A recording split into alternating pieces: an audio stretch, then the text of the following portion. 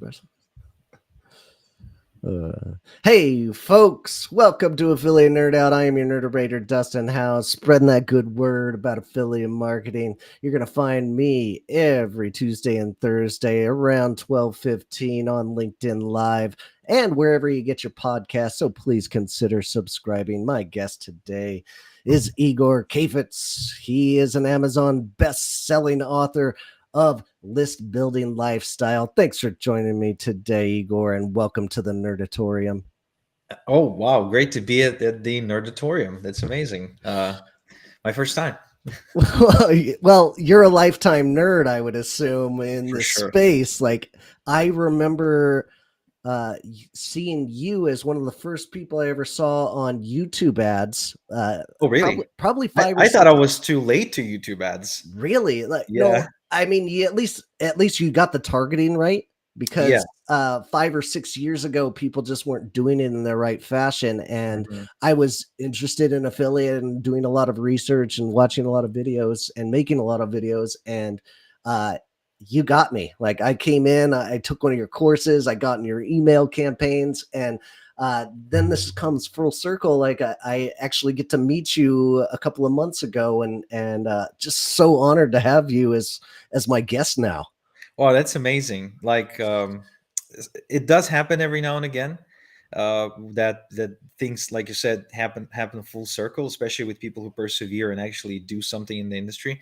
Which is, of course, as you know, most people who buy courses don't really do anything for a million different reasons. So I'm really happy that you got the value, and that we're now here. I mean, it's beautiful. I think it's great.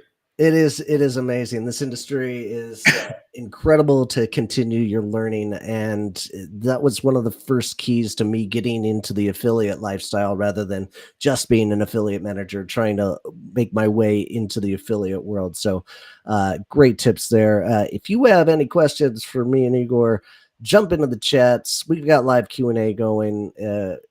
But without further ado, Igor, who are you?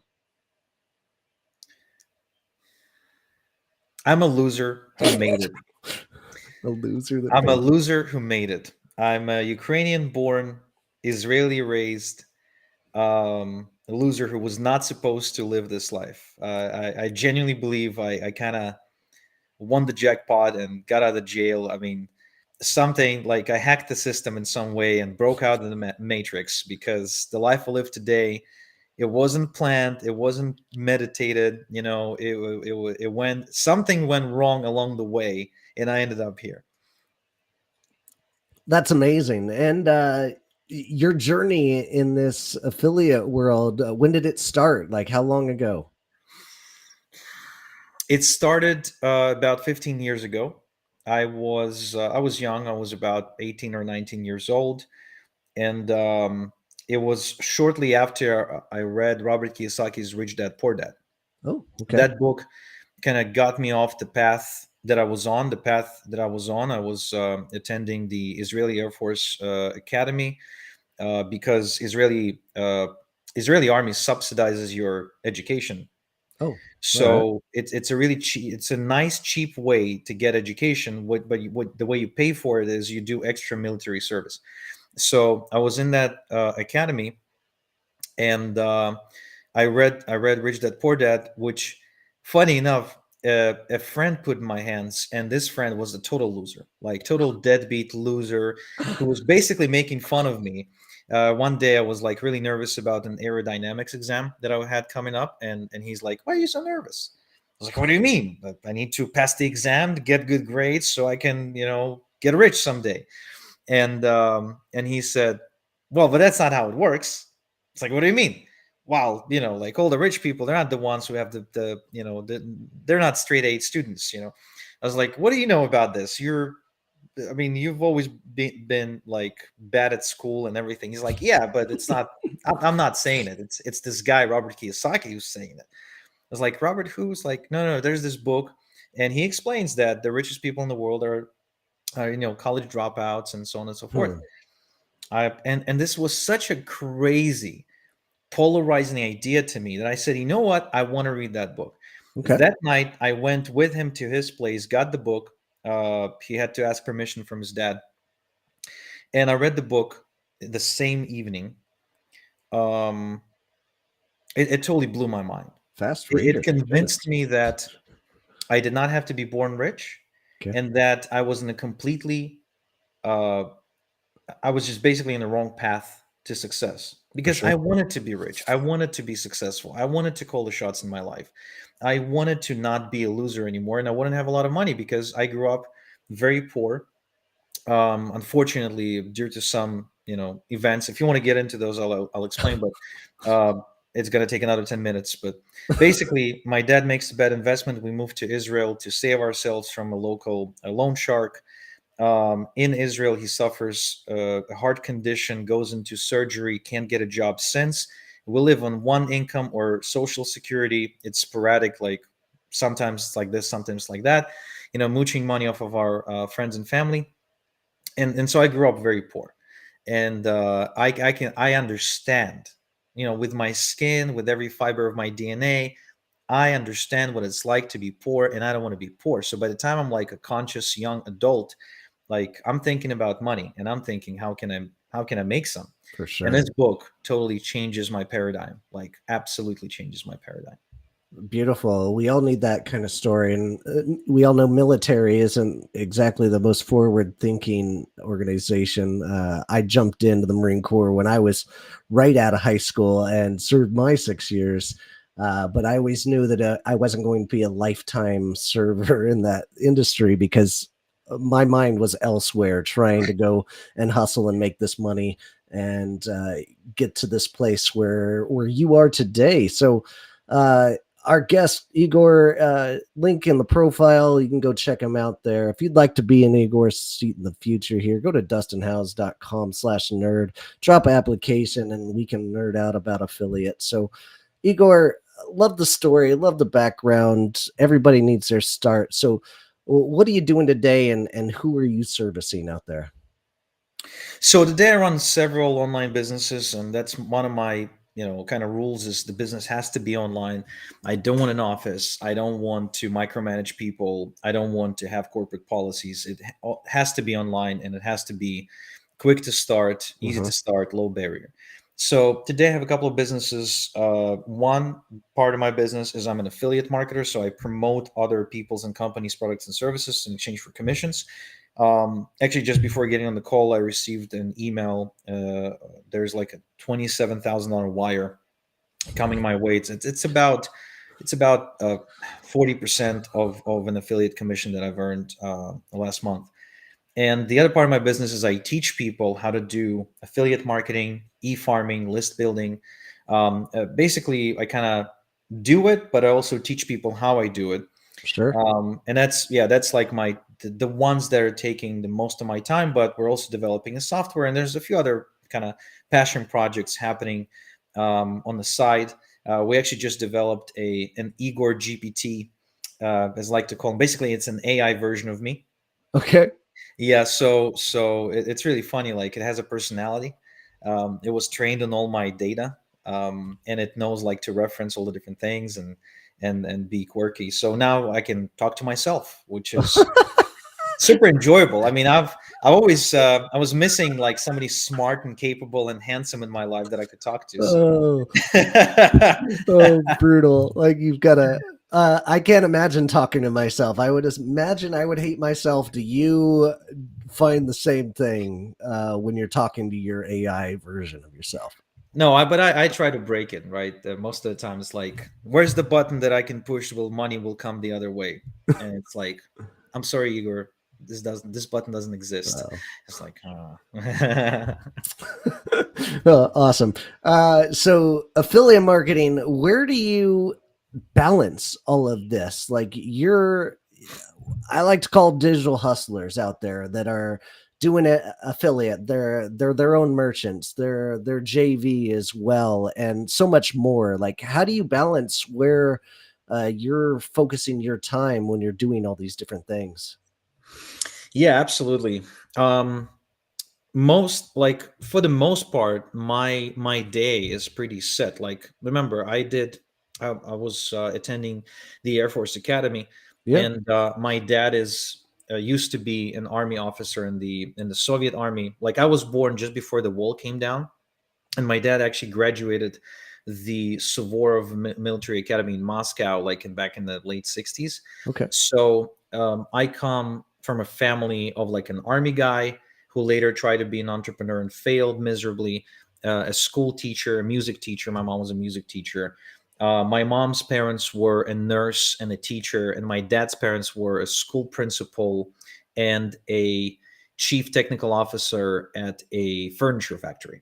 So I come from a family where discipline is like important, Hmm. and therefore I was raised knowing that, and you know these values were instilled in me. So even when I became an online nomad, my life did not actually resemble one of a nomad. Like a typical affiliate nomad is kind of somebody who's like in a different country every other week, lives in huts or Airbnbs, and right, like they kind of just go to Burning Man and everything. I'm like the complete opposite of that. Very boring life, routine, like house, two kids, wife, two cars in the driveway. The gardener comes in every other week to do my lawn. Sure. But in between, I do get to have like amazing experiences. Obviously, I don't worry about the money. The inflation doesn't bother me. The upcoming stock market crash everybody's talking about doesn't bother me. It's just, it's a different life. It's just a lot more peaceful, a lot, there's less stress about finances. My kids can attend private school. Like I've actually been counting, like I spent more on private schooling in the last few years on my kids than my parents spent on rent in their entire lifespan in Israel, which is kind of fun. Wild. But I also moved my family out to Toronto. So I used to live in Israel, but now my family, like me, my kids, my wife, we live in Toronto. My parents are still back in Israel. Um, and there's really not much of a balancing happening simply because I wake up early. Okay. Having kids, you have to, because if you don't wake up, they'll wake you up, because for some reason they just 6 a.m. they're like up and running around.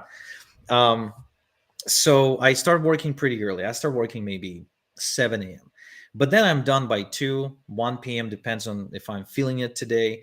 Maybe if I've got an interview like this, which I would also consider work, although it's very fun too. Yeah. I'll do it in the afternoon, but for the most part my days are pretty balanced, because somewhere along the way, my mentors taught me how to properly manage my time. Okay. Because the advantage, but also disadvantage of having an online business is that you can work whenever. Yeah. When I just started and I was working 2 day jobs, I would work on my online business late at night. Sure. But when I switched, to full time online, then I could set my own hours. So I was able to really get a hold of my calendar. I learned to schedule things, including thinking time, meetings. Sometimes I'll schedule an appointment with myself just because I know I need to get something done. Now, if I'm traveling, that's a bit more challenging. Like this weekend, I'm going to be traveling to LA and then driving to Palm Springs.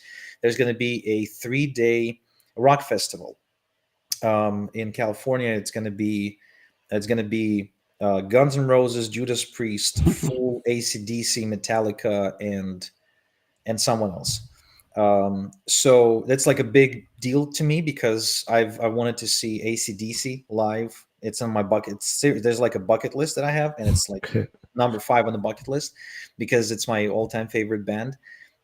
So I'm gonna go there, and the weekend I'm gonna spend in California. So I'm probably gonna be going to the concerts, in the evening. But during the day, I'll wake up, maybe do a couple of hours of work, and then just hang out. Maybe go and get a massage or whatever, and then hit the festival. So it's very flexible, I guess, is what I'm saying. And no matter who you are or what your work habits are, you can fit it into your lifestyle.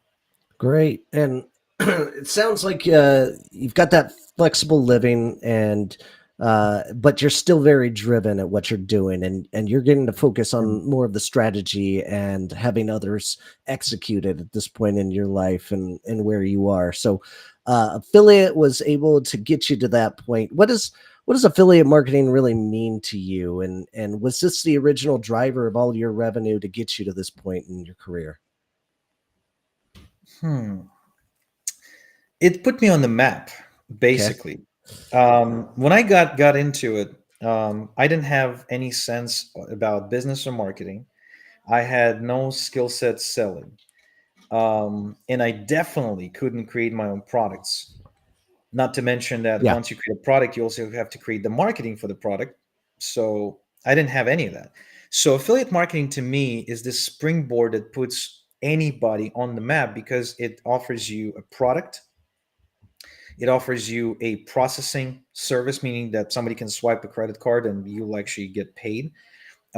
It you don't carry any risk whatsoever, Okay. because if somebody creates a product and they give you an affiliate link and you can promote the link and you make sales, like there's nothing you need to do. You don't need to invest into in infrastructure, websites, customer support, product facilitation, shipping, development, nothing. You just need to get like a good pair of eyeballs onto the page. And if they decide to buy, you get a commission. So there's no risk and all the upside. You can start instantly, literally like right now, can be making money within like a few hours. And your job as an affiliate really is to figure out how to get the most qualified targeted eyeballs to the offer you're choosing to promote.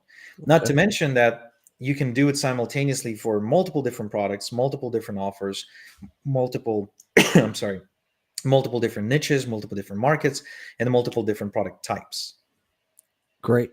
And speaking of making those choices, what goes into making those decisions for you? What's like the first factor? Is it the market need? Is it research and you found a niche that is underserved and you go after it? Like, what's your process here on finding brands to work with?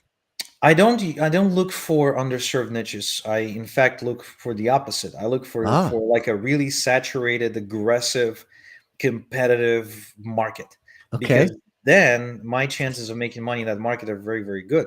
You see, let's take golfing for example, right? Okay. So people who play golf, they're crazy about golf. They spend untold amounts of money on it.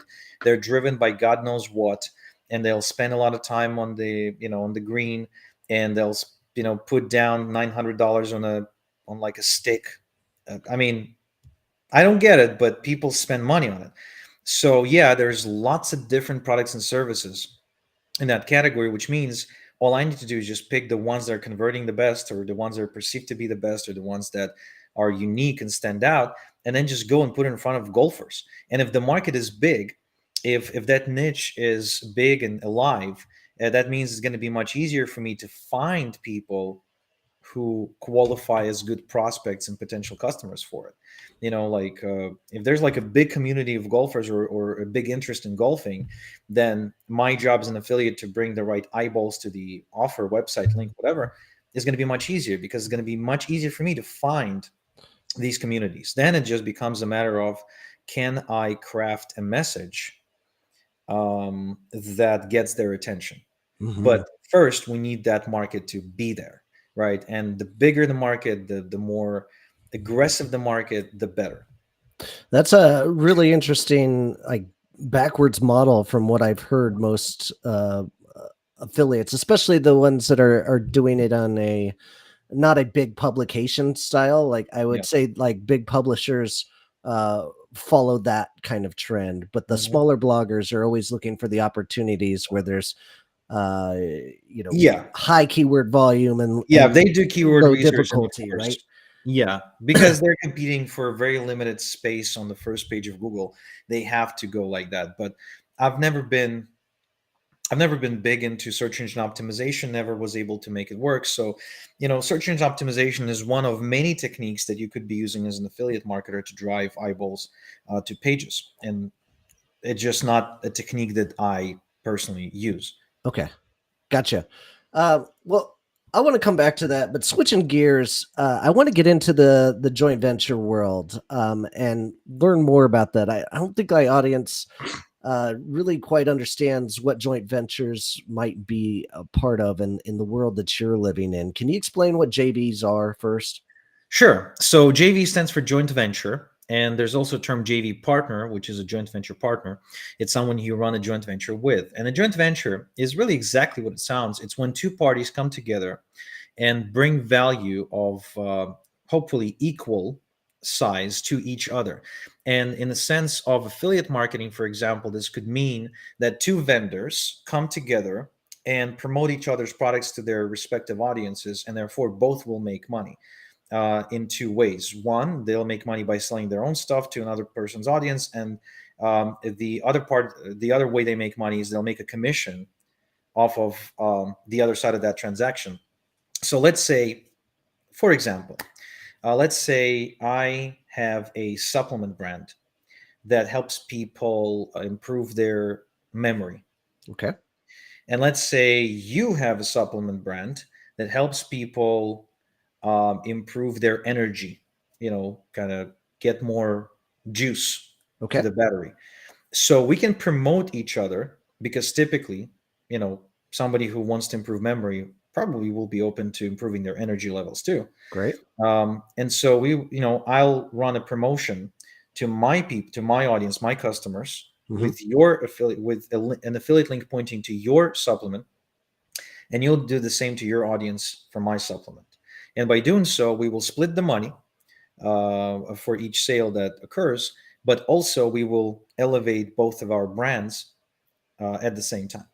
Brilliant, brilliant. And what's a great way to do this, or maybe a most common practice? Is it in like the checkout cart, or is this via a webinar where you guys are both educating some folks? Like, what's the most common JV style of a partnership? I guess it would depend on the type of product, because Okay. the world where I hang out a lot, which is the info marketing space, where people sell coaching, consulting, Hmm. all kinds of information products, trainings, coachings, mentorings, membership sites.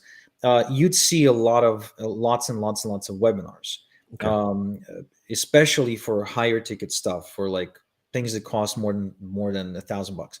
All right. When it comes to supplements, for example, I'm pretty sure they wouldn't be doing webinars, and they would just mail each other's long form sales pages. Um, so Okay. it would, I guess it would again depend on the market. Yeah. So it could be very simple and it could be a little bit more complex, just depending on what the products are and how much sales you have to actually put in behind the other person's or company's Yeah. product. Okay, Yeah. gotcha. Um, well, great. Thanks for dropping that definition. And in your world, like, what kind of networks are these JVs typically on? I don't see them happening a lot on an Impact or a CJ in most parts, but like what kind of networks are these happening on? So again, depends on the different markets. For example, Impact sounds more like a software platform, right? Different CPA networks specialize in different offers. Okay.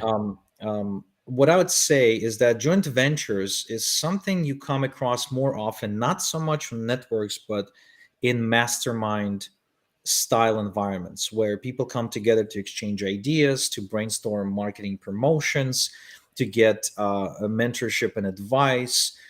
So if you're a member of like a mastermind of some kind that relates to your business, you might find that, let's say as a supplement owner, you might find that being just a member of a uh, a mastermind for supplement brand owners, even though there's no specific goal for that mastermind to facilitate joint ventures, just by putting everyone in the room with a similar type of business ends up creating joint venture opportunities. Hmm. Yeah, so it's almost like a side effect, without, like, not a primary thing, not the primary purpose, but a side effect. Beautiful. Just the power of networking in those network in those circles is incredible. I've great.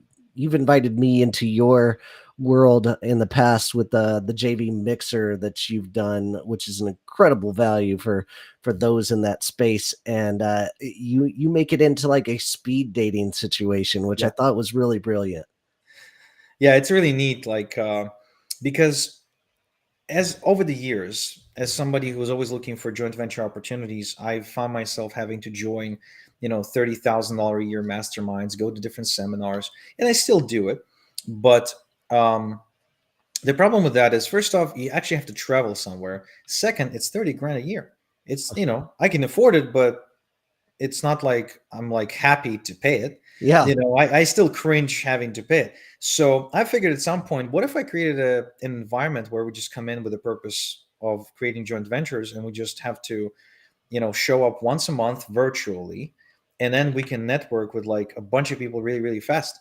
Because, even like the idea of having each and every one of us spend about 4 to 5 minutes with each other is is going to give us the opportunity to assess whether or not we want to continue the conversation, and then we're just free to do follow-up calls, and and develop these relationships further. Because another thing about joint ventures is that they don't always happen right away. Hmm. Meaning sometimes it takes like a couple of years for a joint venture to actually take place. Like you'll meet somebody at an event or a dinner, and then time will pass and they'll see your ad on YouTube, and or you'll see their ad on YouTube, or you'll come to a different seminar, and all of a sudden they're hanging out there too. Oh, let's go grab lunch. You grab lunch. Okay, so 6 months later, you go on their podcast or something, and then it's sort of like it's a slow burner, but eventually turns into a joint venture. And what's important, it's a relationship.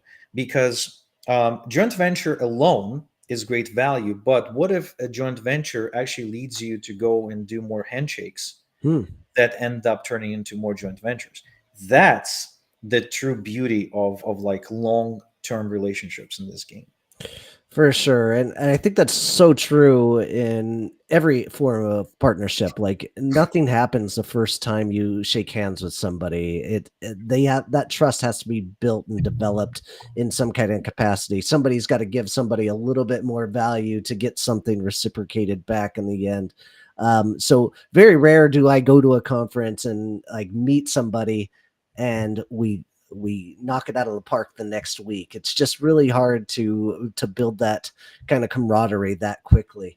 But with meeting them again the second time, that's when the real money comes. And I just love that you're facilitating these kinds of relationships. The one that I went to, I think I met 30 people in about 45 minutes, and it was just speed dating at its absolute finest, and I just loved it.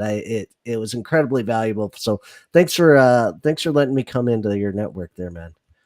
Yeah, my pleasure, man. I love inviting, high quality people there. We curate it. We truly only let high quality people there, and I felt that you'd be a great addition to the room. I appreciate that. So wrapping up on JVs, like where do you get training for this? Is there anything that you know out there that can train people on like how to become joint venture savvy?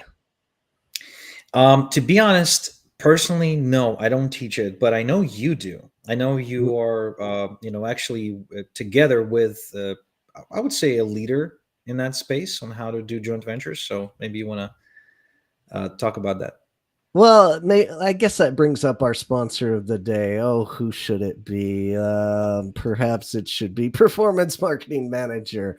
Oh, the online course that is teaching the right steps to be an affiliate manager and grow your affiliate program. I don't dabble a lot in the joint venture. I appreciate the plug, Igor, but I'm just getting started in this world, and I can't wait to continue on and carry on. But my community is growing by the day, and we are all going to be in this joint venture world in no time. So come check out my community. If you'd like a checklist for your affiliate marketing program, go up to this QR code or go to dustinhouse.com/checklist and go check that out. Switching gears a little bit, your main focus has been in the email marketing space for the most part. I think that's where I've read or picked up most of your content. But the affiliate world that I live in is very heavy on publications. Can you tell me about the true market value of email marketing that you see on an everyday basis?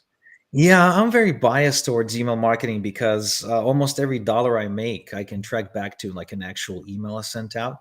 Okay. My specialty is building big email lists, and therefore, I do a lot of email marketing. And if you look at the data, like you can go to a website, email-is-not-dead.com, and it's just some guy put it together, and it's just a bunch of references and links and studies and marketing studies and different articles and different tests that were done to show that email marketing consistently outperforms pretty much every other form of marketing, with a few exceptions in different situations. Like, for example, if somebody it desperately needs like a solution against a flaming hemorrhoid, right? They're not going to go and look for an email about it. They're probably going to get on Google and be like, flaming hemorrhoid, really hurts. What should I do now? And so in this case, SEO with a very particular keyword or a paid ad on Google will do better. But not every transaction will be like that. There's lots of transactions that happen that are not of that nature, where people buy for a different reason. People make a buying decision differently. And so if all the different businesses that I've studied, um, who are successful, especially with affiliate marketing, I mean, most rely on having an email database and sending out emails. um, but again, many different ways to skin the cat, and you just pick what works for you. For me, it just makes so much sense to do email marketing because I build an asset, and I can tap into this asset again and again and again and again. And it's my moat. It cannot be taken away from me, unlike my social media accounts that can get shadow banned or blocked or whatever. I mean, Ah, if they can ban Trump, why wouldn't they ban me? You know what I mean? So uh, email is just a great, solid foundation that I know I can build on for years and years and years. And that's what I've been doing for the last, 10, 15 years. awesome. And you came up with a concept that I've never even heard of, or like at least you turned me on to it. The email harvesting has been around, but you're calling it something a little bit different. What do you call it? I call it Email e-farming, email farming. e-farming. Okay, tell us about e-farming and what you're doing with it.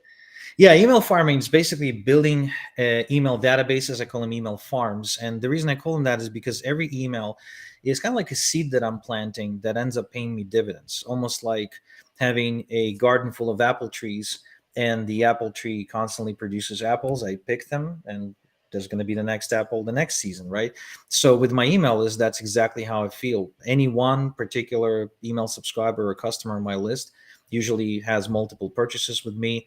I can promote a bunch of different products over time. So it's something that, again, like a foundation that I can build on and that grows over time. Mhm. Because I'm lazy, and my definition of lazy isn't necessarily somebody who's afraid to do the work. It's more like I don't want to do work I don't want to do work over and over and over again, meaning that I want to work once but get paid many times. Okay. That, that's my definition of lazy. And so in this case, obviously, lazy is good. And one of the few things that allows you to work once but it gets paid over and over again is having an email list, because it's this resource that continues to pay you again and again and again. I find it hilarious that how self-deprecating you are at this point. Like the fact that you're calling yourself a loser and lazy is just hilarious because I know you're neither of those. I used to say I'm a really bad adult because I was bad with like spending money and I had to change my mind frame. No, I'm not a bad adult, Dustin. Quit calling yourself that. I'm getting away from the self-deprecation for the most part, but I love still going back to that. It's fun to make fun of yourself. Yeah, I mean, I guess I just grew up like that. I grew up in Israel, and you everybody gets made fun of. Everybody. I mean, you should turn on the TV in prime time, like on a Friday night or something. There's so many racist jokes and sexist jokes, and that they really don't care. So the more visible you are, the more you get made fun of. And I figured, you know what? I might as well just do it myself. At least I'm Yeah, in control. give your audience the ammo to make fun of you in the future. Like awesome. All right, Igor, tell us about your book. It's igorsbook.com. Tell us what you're writing about here. Yeah, so the book is called List Building Lifestyle: Confessions of an Email Millionaire. It's already an Amazon bestseller. And the reason I wrote it is because over the years I kept being asked, like, how do you build a list? How do you do affiliate marketing? How do you do this? How do you do... So at some point I said, you know what? Might as well write a book.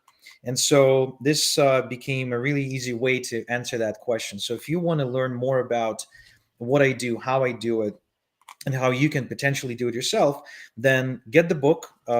Again, List Building Lifestyle: Confessions of an Email Millionaire. You can get it at igorsbook.com, or you can get it on Amazon. Now, I recommend you get it on igorsbook.com, because what I'll do is I will also throw in an audible version of the book for free. I'll give you a PDF version so you can read it on your computer.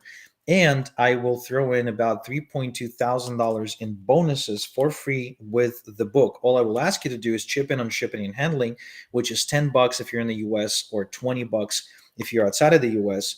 And I'll be even losing money on the shipping and handling. And the reason I'm doing that is because if you buy it on Amazon, Amazon, being the greedy SOBs that they are, will not they will not share your email address with me, which means you won't be Sure. able to get on my list, you won't be able to become a part of my universe. Now, I really want you to get on my list, so that's why I'm ethically bribing you. So go get this at igorsbook.com. I'll promise to make it worth your while. And I've been told the book's pretty good too. So Oh, but fantastic. you be the judge of that. Ethical bribing is my new favorite catchphrase. That is brilliant. I'm going to steal that and use it moving forward. I love it. All right, Igor, that's great. Now it is time to defend your posts. This is one of my favorite segments today, and uh, this is an actual email from you. That I got because I'm in your network. It said, "Hey, I'm dropping a quick note to let you know that you might have met the following character at one of my mixers. You gave him his name and his email address, and you say, I've had a bad experience with him and I highly recommend avoiding working with him. Just FYI, Igor." I just love the transparency of this message. This is super harsh and it makes me never want to get on your bad side, but I just absolutely love the strategy behind this to like not mess with Igor here. Look, I really only done it to protect my own reputation, Okay. uh, because having built the JV network the size that I have, a lot of people come to me and they connect with me, but they also connect with my network. As you've seen, I'm pretty generous with my network, which means if you know me, you can pretty much get access to anyone in my Rolodex, and I don't like protect it. I don't hold back on it. I don't charge anything for it. I'm happy to share, because I believe that the more we share, the more relationships we build. Everybody ends up being more successful, more connected, makes more money. Now, just so it happens that this particular person, doesn't happen often, but it does happen sometimes. He attended two of my events, and he made it seem like he's a JV manager for a guy I know who's like a fairly big dude. He's like really top on ClickBank all the time and everything. And then he offered me to kind of broker some deals on the side for me. Okay.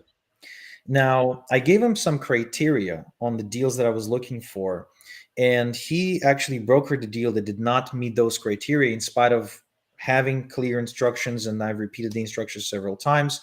I've ensured that he follows them. He said yes, yes, yes. And then he brokers this deal that ends up being dragged out over a couple of weeks. And the size of the deal is so small that it's just not worth it for me to get my team working. And I already had them working on the deal for like 2 weeks, and I end up canceling the joint venture. Okay. And I go back to this guy and I say, hey, I canceled the joint venture because it doesn't meet the criteria that I gave you. Please, next time, make sure that it meets the criteria.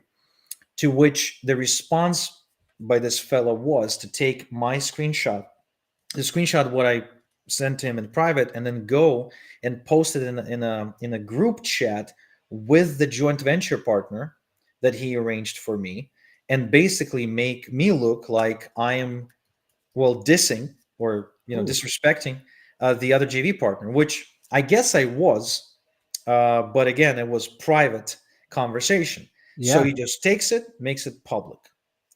To which I felt, look, there's it's okay if you bring me a JV deal that didn't work out well, but it's a totally different conversation if you're acting unprofessionally like that, which For means I sure. can't trust you. So I told this guy, I don't want to work with you anymore. This is highly unprofessional.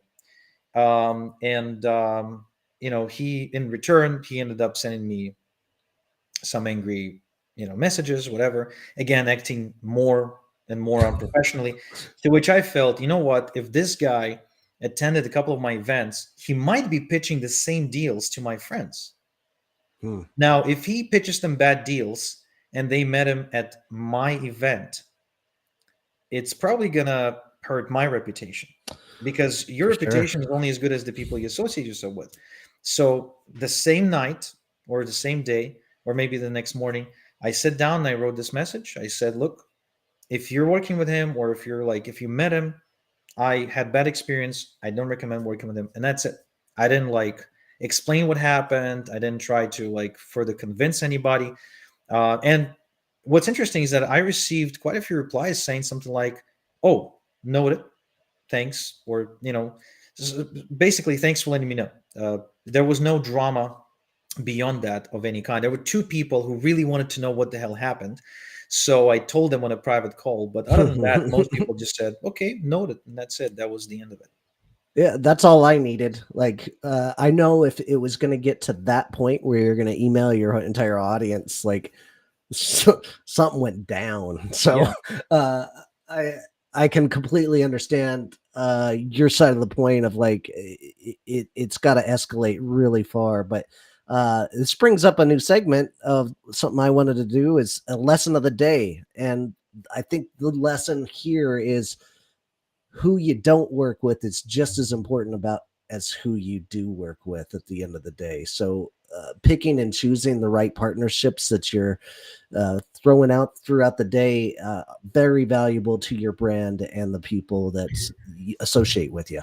Yeah. I actually have a story about that. I have two stories about that, but I'll tell you one. Okay. And that's a story by a friend of mine. I'm not going to name any names, but it's, they basically met up with this guy who had a reputation for being able to deliver big amounts of traffic and do big stuff. And so they immediately form a partnership and they decide to do a physical seminar together. And they do, I think, $100,000 in sales for the seminar, maybe $300,000 more at the seminar itself. Okay. Now, the JV partner, though, ends up being very unstable in terms of how they behave.